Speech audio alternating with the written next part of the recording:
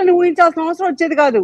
ఏంటండి ఎవరికి న్యాయం చేశారని చెప్పి ఏమన్నా మా భయం భక్తి ఉందా అసలు? ఎంత మంది ఒక లిస్ట్ చదవమంటారా? అర్ధరాత్రి పూట పోలీసులు గోడలు దూకి అరెస్ట్ చేశారు మీ హయాంలో ఉన్నప్పుడు. ఈ రోజు చేస్తున్నారా?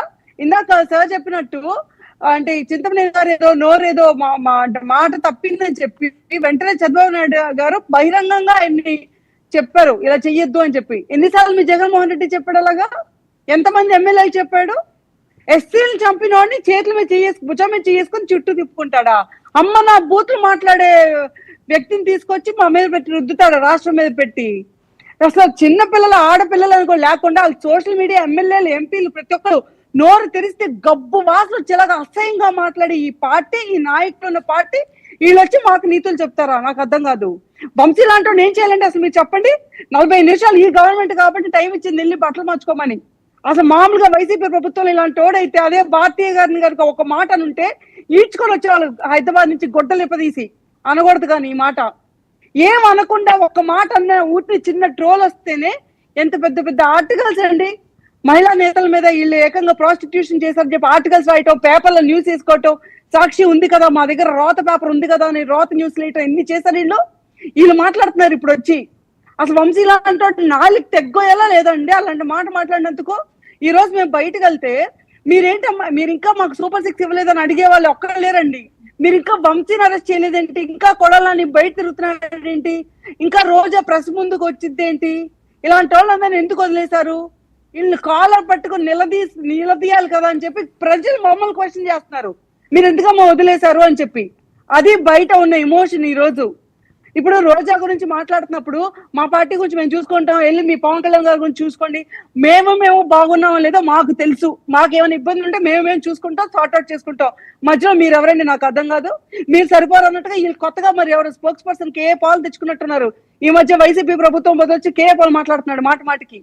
అంటే ఇప్పుడు మీరు ఎంతైనా చేసుకోండి, ఎంత అడ్డగోలుగా మధ్యలో మీరు పవన్ కళ్యాణ్ గారు డీపీలు పెట్టుకోవచ్చో లేకపోతే బాబు గారు డీపీలు పెట్టుకోవచ్చో మధ్యలో ఏదో గొడవలు సృష్టించి వీళ్ళిద్దరిని ఎలాగైనా విడదీయాలని ట్రై చేసినా పరస్పరంగా మ్యూచువల్ గా వాళ్ళ మధ్యలో అండర్స్టాండింగ్, రెస్పెక్ట్ ఎవ్వరు తీయలేరు.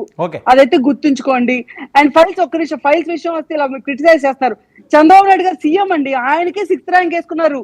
6th ర్యాంక్ అది ఎంత నిజాయితీగా జరగకపోతే అసలు మీ గవర్నమెంట్ లో దిక్కుందండి. కనీసం జగన్మోహన్ రెడ్డి ఎలా పనిచేస్తున్నాడు, కింద పనిచేసే ఎమ్మెల్యేలు ఎలా పనిచేస్తున్నారు, పనితీరు గురించి ఒక్కరోజు విమర్శించారా? ఈ రోజు మా గవర్నమెంట్ కాబట్టి ఈ రోజు విమర్శిస్తున్నాం.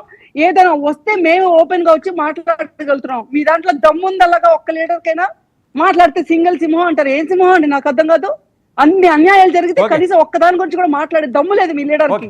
ప్రతి ఒక్కరిని వెనకేసుకొచ్చి నెత్తి మీద పెట్టుకొని మా రాష్ట్రం మీద వేసి రుద్దారు. అంతగా 11 సీట్లకు పడిపోయారు. ఏం పీక్కుంటారు ఇందాక అన్నారు కిరణ్ రాయల్ పని చూసాం అని. మేము మళ్ళీ చెప్తాం 11 సీట్లకు పడిపోయారు. మీరు దాని నుంచి లెగ్గటానికి మీకు చాలా సంవత్సరాలు పట్టింది. ఏం పీక్కోండి. అది థ్యాంక్ యూ వర్మ గారు. వర్మ గారు ఏం పీకాలంటే ఇప్పుడు నాగేంద్ర గారు వర్మ గారు ఏం అన్ని మ్యూట్ చేయండి. ఎవరు మాట్లాడితే వాళ్ళకి ఇవ్వండి. అన్ని మ్యూట్ చేయండి. PCR all mute. ఎవరు మాట్లాడితే వాళ్ళకి ఇవ్వండి.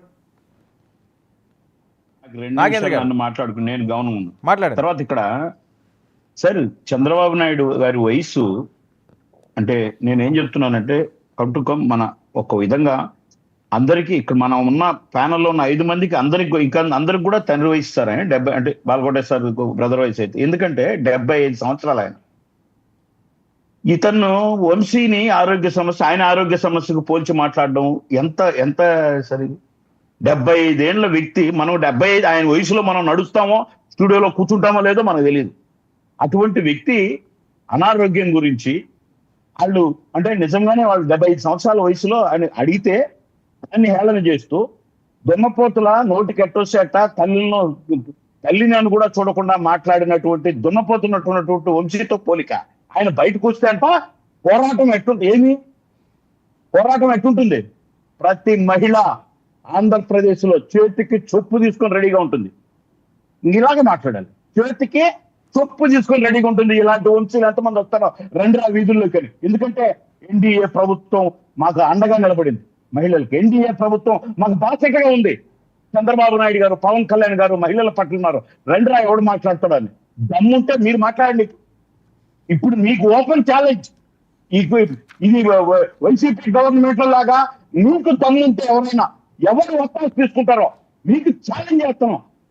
వంశీ అనే వారు మాట్లాడిన భాష మీ నోట్లోంచి ఇప్పుడు మాట్లాడండి. ఒక మహిళను ఎవరైనా సరే, మీ ఇంట్లో వాళ్ళైనా సరే మీరు మాట్లాడి చూపెట్టండి, దమ్ముంటే మాట్లాడండి. అది గవర్నమెంట్ నాయకత్వం అంటే. అది మీరు మాట్లాడతారు. 14,000 ఫైన్స్ వేయాలని 2 సార్లు ఓడిపోయాం. మేము ఓటమి పోయినామా? ఓటమి నుంచి పుంజుకొని